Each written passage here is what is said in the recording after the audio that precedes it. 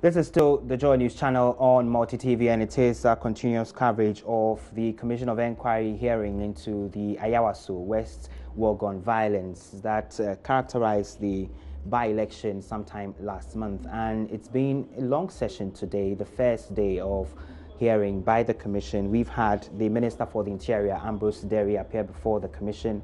Also, we had the Minister of National Security, Albert Kandapah, also appearing before the committee. And just a short while ago, in a short, we had the Minister of State in charge of National Security, Brian Acheampong, who, by the way, has been in the center of all of this that's been happening. And I'll quickly run by you some of the highlights of his testimony giving before the commission. He says his outfit had intelligence that some weapons were stashed in a warehouse close to a polling station at Labaleshi, and so they deployed, that's the ministry deployed some operatives to go and then look for these, quote, undesirable substances. And then following that operation, there were some gunshots in front of a warehouse. He says his operatives did not go into that particular building, and they made some arrest of 9 individuals. He also denies that out of the 9 people who were arrested on that day during that operation, none of them sustained gunshot wounds. He said 6 of them per head. The briefing he has sustained injuries, but he is unable to confirm if those injuries were from gunshots. He also said the operation was made up of 60 individuals, some 25 of them from the SWAT unit of the police service and 35 operatives from the national security outfit, and they were dispatched to go on that particular operation during the by-election. And he was asked who those masked men were, who we've seen in viral videos since the incident. And he says, well, he's unable to tell why the operatives were masked in the first place. He told the commission that the DSP, the police in charge of that operation, will be invited or could be invited to the commission to explain why the operatives were hooded and why they were there to carry out that operation. And, you know, before he concluded, he makes the point that the individuals who were part of these operations, you know, do not require a warrant in an operation like that. Per the information they had from the National Security Ministry, you know, they had to dispatch operatives to go there and then quell any disturbances that were being hatched from what we are learning from the narratives he's giving at the commission. So that's been the day so far in summary for us. Earlier, we had the Interior Minister, Ambrose Derry. He says the violence that characterized the by-election didn't have anything to do with the elections proper. And also, it didn't happen at a polling station. He, of course, re-emphasizes the point that has been made several times, that the violence did not happen at a polling station at Ayawaso West Wuogon. He also said the marksmen seen in the viral video engaged in the clashes were not men under the command of the police.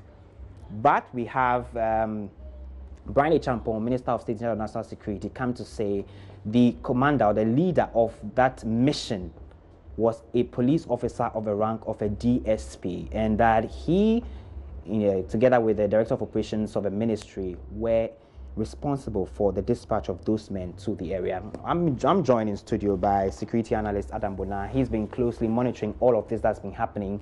Thank you very much, sir, for joining us. Day one, what's been your general assessment of what we've been watching all day? Well, very revealing. I'm sure if this had happened in camera, I don't think I would have probably understood everything. Day one, I would say a lot of contradictions. You know, I particularly enjoyed the Minister of the Interior's interrogation. I think he said a lot of things that probably most of us are already privy to. But when you narrow it down to Mr. Albert Kandapah, who we now know is the one who is in charge of national security, because in my 21 questions I wanted to know who was in charge of national security. He has confirmed and said Brian Acheampong is under him, and so that has been clarified. I think amongst the 2 individuals who came after Ambrose, some contradictions. The 2 of them contradicted the first person, and then the last person contradicted the second person. The second person also probably contradicted all of them. or both the other two, yes. something like that. Yes. So, but I was particularly intrigued by the testimony that, you know, Ambrose Derry, he says the members of a team that were hooded and, you know, were wearing the balaclava and all of that were not under the command of the police. Exactly. Then we have Brian Acheampong. A short while ago, we just heard there saying that the operatives were under the command of a police officer by rank of a DSP, and he told the commission that he's ready to make his name available to the main cameras so they could invite him for some further interrogation. Well, his name is DSP Azugri or something. Yeah, I mean, the name is out there. Yeah. How crucial would his testimony before the commission be in all of this? That's the police officer. But I think let's not lose sight of what Kandapar did say. Kandapar did say the IGP or the police knows about what do you call it, the operation. I think he did say that. Meanwhile, the Minister of the Interior had already appeared to say no, the police didn't know. And so as far as I'm concerned, the DSP who led the team, we have to know under whose command, because as far as I'm concerned, all police officers take their instructions from the Inspector General of Police directly or indirectly. And so if you know, what is his name, Alex Mensah, who happens to be the Director General for Ghana Police Operations, there and there he came in to say, no, I'm not aware of them. And so I think the media, you know, they won. We've had 3 of them come in. I think what you need to do is to probably put together, you should have the audio tapes and the video tapes about these contradictions. So we begin to analyze this, and then we can put out we can have our own reports. The media and the general public can have our own report before the commission's report is made out. Because if you ask me, I would say there are a lot of contradictions. So let's see what the DSP is coming to say. For me, I want to know. We now know there is an armory at the, you know, Ministry of National Security. Are they mandated to carry assault rifles? I hope the commissioner and his people are listening. You know, sidearms are different from assault rifles. Even with the Ghana Police Service, if they have to bring in assault rifles into the country, it is done through the military. It is the only institution mandated to import assault rifles into the country is the military. Right. Do you understand what I'm trying to say? And so it is done for the military and then given to the police. As for sidearms, you know, normally police officers, depending on your work, you are given, and security operatives with, you know, even individuals are allowed to own sidearms and certain types of, you know, shotguns. And so to say they have an armory, I want to interrogate, do they have bombs? When you say an armory is not just a place where you keep probably sidearms and, you know, assault rifles and maybe call them the submachine guns and machine guns and all that.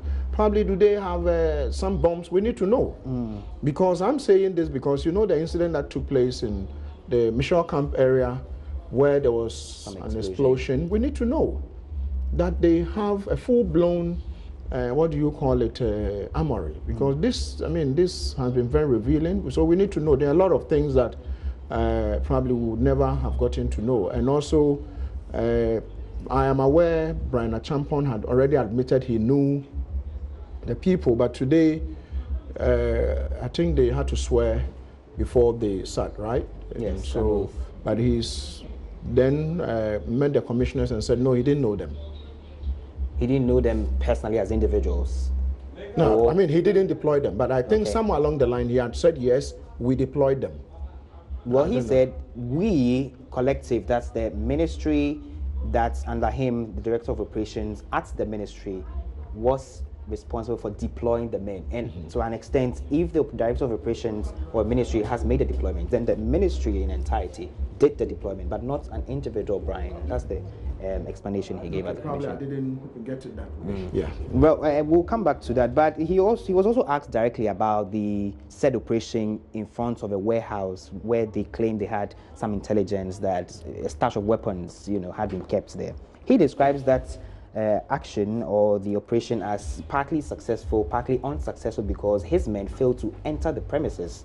All they did was to arrest 9 men in front of a premises where they are said to have heard gunshots coming out of the premises. So the question was put to him, would you describe this as an unsuccessful operation? He said to an extent. What would you have recommended in an instance such as that? You hear there are weapons stashed in a warehouse, you get there, all you do is to arrest people in front of it without going into the facility? There are certain things that don't really add up. The SWAT team or the SWAT team or people who are going after supposedly terrorists, you don't go into such a situation without knowing where you are going to. And so hearing from them actually saying, we didn't actually even know where we were going to, it then calls into question, what type of intelligence did they pick? Because you just don't pick intelligence.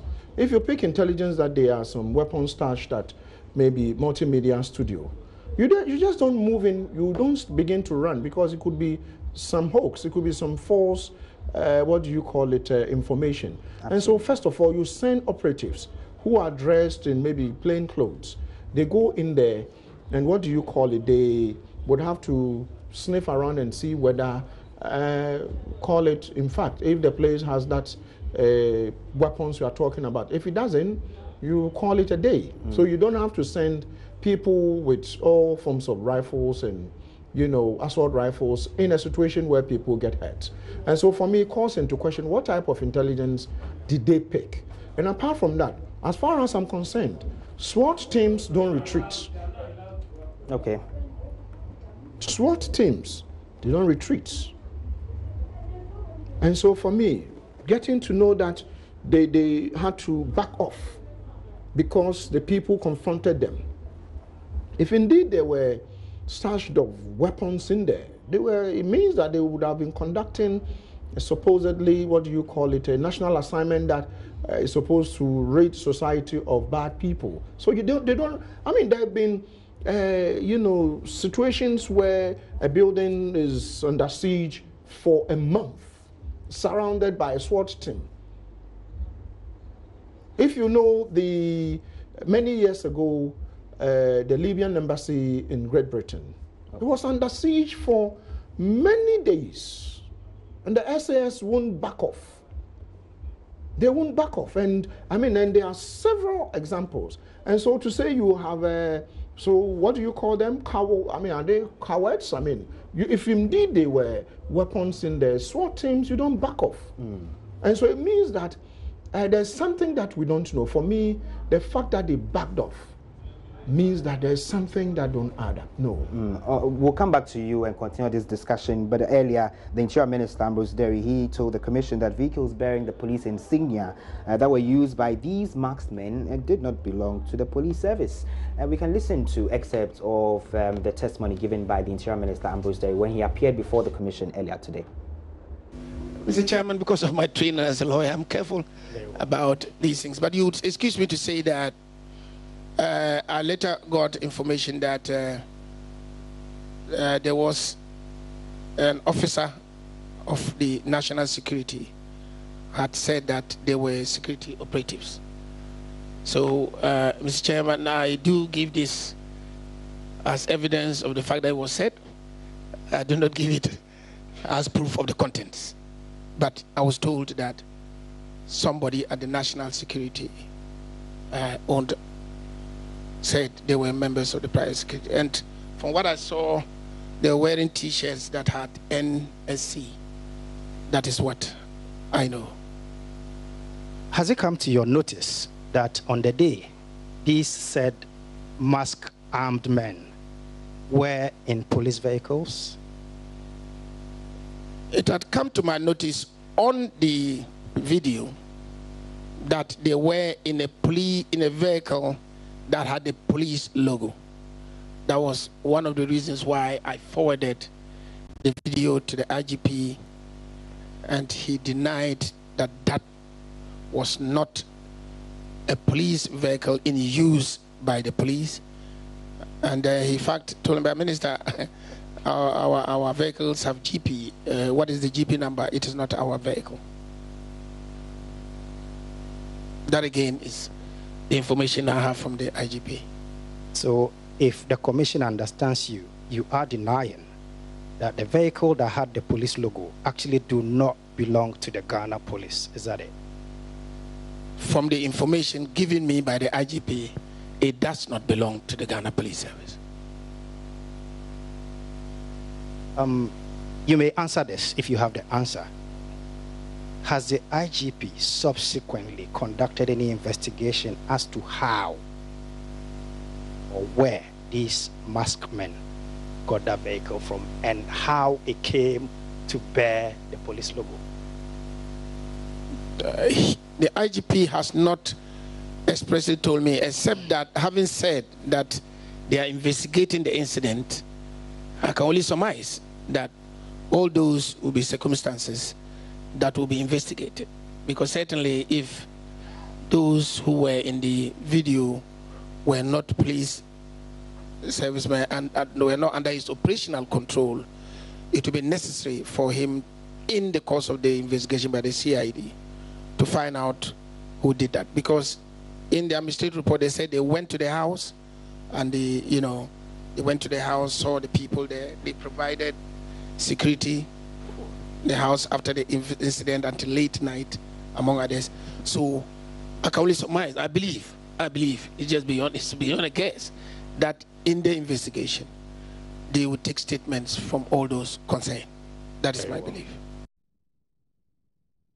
So Interior Minister Ambrose Derry right there earlier today when he appeared before the commission, and Mr. Bona, clearly he says the vehicle with the police insignia on which the masked men were found do not belong to the police, according to a briefing he's got from the Inspector General of Police. Then we have Brian Achampo. In fact, Kandapar come to say these were men in this joint operation with the SWAT team of the police.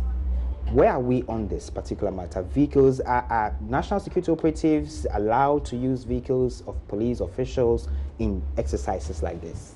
I mean, this is where initially I did say so many contradictions. I will take what the Interior Minister says, because at the end of the day, he's directly the police IGP and the rest. I mean, he supervises their work, and so he would have been properly briefed by the IGP and his commanders. And so I cannot say that probably he was not properly briefed as to why the National Security Minister and the person under him, now we know Brian Achampo is under him, and Brian Achampo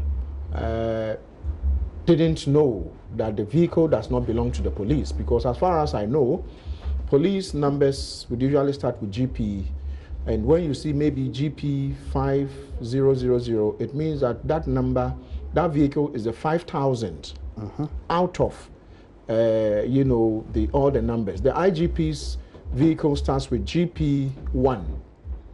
You understand, GP1, and so it tells you he's the number one on the police, what do you call it, hierarchy. And it comes down to their operation vehicles. It makes it easy for they themselves to identify vehicles that are, have been used to perform operations. And so if I say I pick up a particular police vehicle number, they should be able to go onto their database and so this vehicle is part of the vehicles in probably the ISA, in the Upper West, the ISA police district, is the vehicle assigned to the ISA police commander or the ISA police district, and so district post. And so for me, this is something that I want to believe the president and the vice president are watching.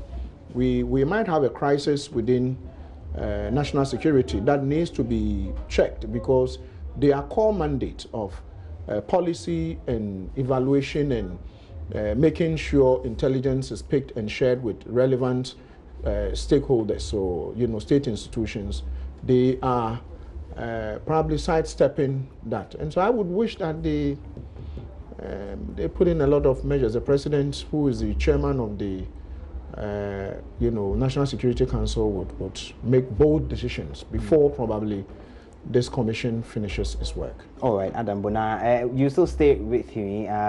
We'll be doing more of this discussion in a short while. We'll be making way for the polls to begin in a short while, but that's our continuous coverage of the Commission of Inquiry's hearings into the violence that took place at Ayawaso, West Wuogon last month. Well, one interesting point the Minister of State in charge of National Security makes is that the individual who was seen in a viral video assaulting the Member of Parliament for Ningo Prampram, Sam George, has been invited by police here. He has given statements to the police. He says their outfit has made him available to police anytime they need him for interrogation. He's also been asked to step aside, and he's not going to be participating in any operations until investigations are done.